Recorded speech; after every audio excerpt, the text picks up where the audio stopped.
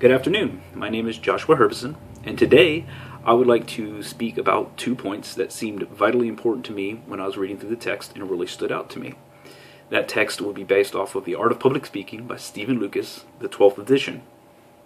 The first thing I would like to talk about is the actual communication process. And to me, the most significant portion of this process, and what really stood out to me in the text, was the feedback loop at the end of a communication or during the communication. To kind of clarify and go through the whole process, the first being the situation, the environment in which a conversation will occur. The second, the speaker, the individual communicating the message. Third, channel or medium, the means by which the communication will occur. Fourth, the adaptation of interface. How are we actually going to achieve this, and how is the individual going to react to how we're communicating. The third, the message, the actual information being communicated. And finally, the feedback loop. And why the feedback loop is so important to me and why it really stood out to me to be so significant is without feedback, there is no way for me to readily determine whether or not the individual I'm communicating to, or me as the receiver being communicated to, have actually interpreted the information in the same manner in which it was intended to be interpreted. And why is that important? Because if you communicate a message to me and I take it in a different light, then there is no way for us to be on the same page and understand each other's positions, and therefore communication hasn't even occurred. And we would never know that if there was no feedback between the two parties of the conversation. You can read up on that particular information and the 6-step process on page 22 of the cited text.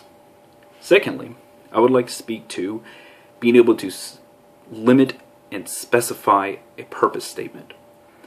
Again, this is equally important to me as the feedback and the communication process, because if you go into a conversation, regardless of the medium, the situation that you're in, and you speak too broadly, or you have too many topics in the conversation, there's no way for you to effectively and in a timely manner communicate a complete idea and ensure understanding from your receivers.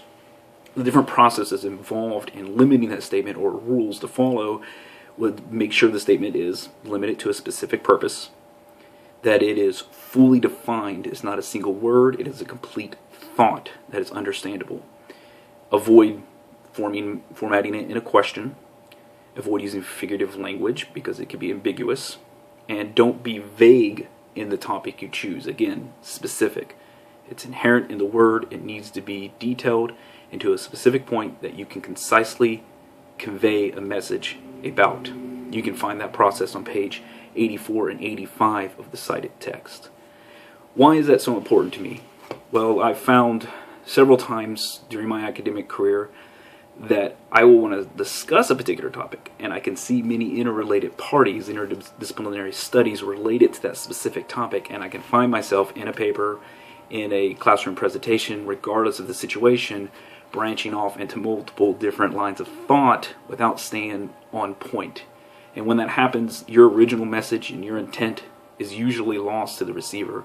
The receiver cannot effectively absorb your message, and it even becomes difficult for them to provide accurate feedback so that you can clarify your message. Those two things to me just seem to be the most significant of the 5 chapters, the first 5 chapters of The Art of Public Speaking. In conclusion, I covered the communication process of speech and why I felt feedback was the most significant portion of that process.